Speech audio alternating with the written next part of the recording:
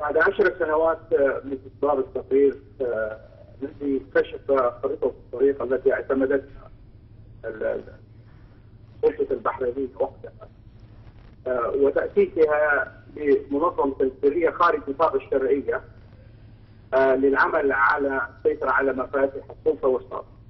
الآن بعد 10 سنوات لا أعتقد أي إنسان اطلع على هذا التقرير يجد أي صعوبة في أن يكتشف أن المسألة أصبحت مسألة حياة أو موت بالنسبة للمجموعة الحاكمة في الرفاع، وبالنسبة لهم الاستمرار في تنفيذ هذا المخطط للسيطرة على مفاتيح السلطة والثروة في البحرين هو أصبح أمرا في البحرين.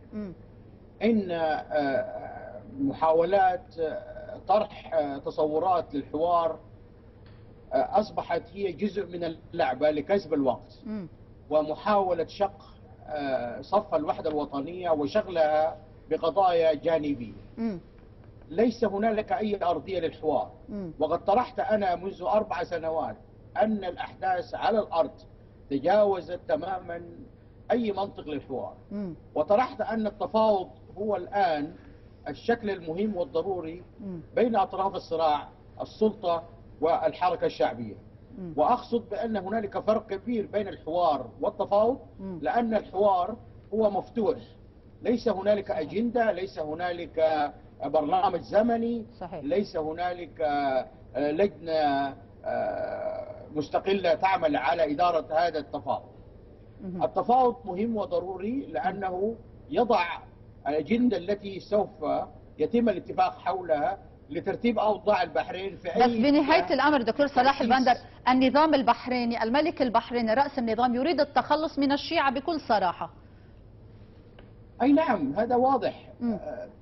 الآن أي شخص يفهم في أي أبجديات العمل السياسي أو الاجتماعي يجد أن الأهداف النهائية المستهدفة هي السيطرة على مخرجات العمل الوطني تماما، وإضعاف الشيعة كغالبية ليس هنالك شك في ذلك. طيب. المشكلة الحقيقية التي يواجهها الديوان الملكي الآن أن الأقلية السنية أصبحت خارج نطاق البث المباشر والسيطرة المباشرة.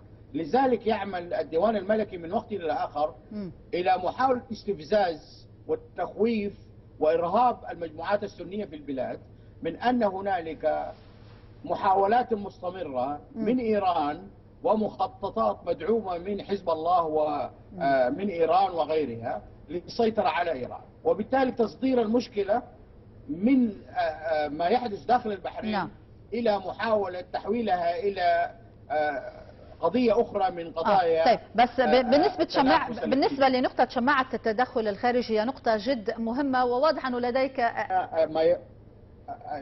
ما تقوم به أجهزة الإعلام ينفصل تماما عن الخطة المركزية لممارسة إرهاب وإعادة تشكيل اتجاهات الرأي العام داخل البحرين وخارجها.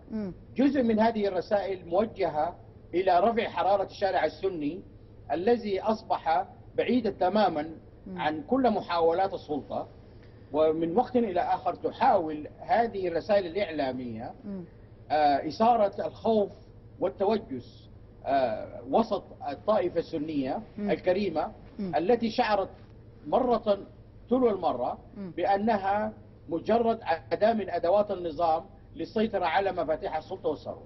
طيب، بما أنك تتكلم بصراحة بهذه النقطة أنه النظام يحاول إثارة الفتنة الطائفية بين المكون الرئيسي الشيعة وبين السنة، هل أنت عشت بالبحرين دكتور صلاح البندر، هذا قابل للمخطط للتحقيق أن يكون في فتنة بين الشيعة والسنة؟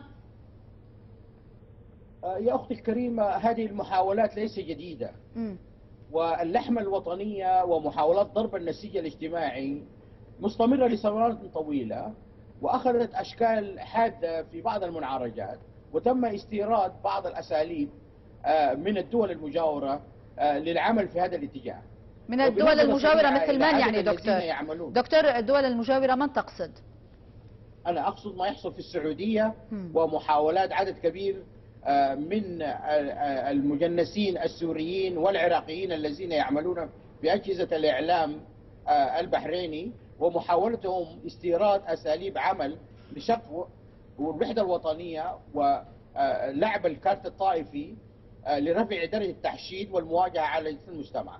ولكن هذه الأساليب أثبت فشلها بأن القيادة الروحية والسياسية للأغلبية عملت في خلال السنوات الماضية على تفادي هذا العمل، وطرحت تصورات مختلفة تماما في اتجاه دعم الوحدة الوطنية ورتق النسيج الاجتماعي. نعم. ومحاولة توجيه الأنظار إن القضية في جوهرها قضية سياسية بين نظام حاكم يعمل على ممارسة أساليب خارج نطاق الشرعية والشرعية المتفق عليها.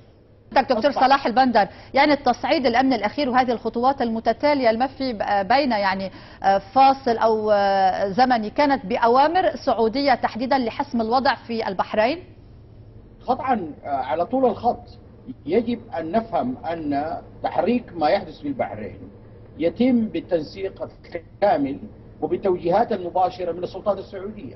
نعم. السلطات السعودية الآن تواجه تحديات حقيقية في فشل مشروعاتها على مستوى العراق وسوريا ولبنان ومصر واليمن، وتحتاج إلى تحريك الملف البحريني لدعم وتشتيت بعض الانتباه مما يحصل في المناطق الأخرى التي تواجه فيها تحديات حقيقية. في تقديري أن الخوف من البحرين راجع إلى تأثير البحرين الجزيرة على ما يسمى البحرين الكبرى، المنطقة الشرقية من المملكة العربية السعودية، وهي المخزن الكبير للثروة السعودية في الأول والآخر، حيث توجد كل موارد ومصادر الطاقة البترولية التي تعتبر مصدر الأساس للأسرة الحاكمة في المملكة العربية السعودية. وبالتالي محاولة القضاء على ما يحدث في البحرين وهي إحدى المحاولات للسيطرة على تطورات الأوضاع في المنطقة الشرقية للمملكة العربية السعودية. طيب. وللأسف الشديد أن ما حدث من تداعيات وعدم اهتمام كافي بالتصفية التي تعرض لها الشهيد النمر دفعت السلطات السعودية إلى محاولة تكرار المسلسل للتخلص من القيادة الروحية لطائلة الدواسر. الآن في هذه اللحظة التي أتحدث معك عدد المجنسين السعوديين من الدواسر يعادل 3 أضعاف عدد العائلة الحاكمة في البحرين جميعها، بمعنى أن شيخ قبيلة الدواسر يتحكم فيما يزيد عن 40,000 شخص موجود في البحرين ينتمي إلى السعودية، وبالتالي الوجود السعودي 3 أضعاف الأسرة الحاكمة. هذه نقاط يجب أن ينتبه إليها الأشخاص. أما حصر ما يحدث في البحرين في نطاق حقوق الإنسان ومجالاتها ومناقشتها بشكل أو آخر في هذا النطاق لقضية هي في جوهرها قضية سياسية بامتياز، ومحاولة من تجريد لهذه القضية من أي فرص الحل الواقعي والطبيعي. ما يحدث في البحرين هو احتلال سعودي على المستوى العسكري، هو نفوذ سعودي متصاعد، ووجود مزدوج الجنسية السعودية البحرينية بشكل يشكلون نفوذا اقتصاديا وسياسيا يتضاعف يوم بعد يوم. طيب، بس في نقطة بالنسبة للعائلة الحاكمة والأجنحة الموجودة ضمن العائلة الحاكمة، بالنسبة لجناح الخوالد كيف تقرؤون؟ يعني هل هو مفضل عند النظام السعودي؟ ماذا عن ورقة ولي العهد؟ ماذا عن ورقة الأمير ناصر بن حمد؟ هل هو مفضل أكثر عند السعوديين؟ يا أختي العزيزة، أيضا هذه الدعوة سقطت من 4 سنوات.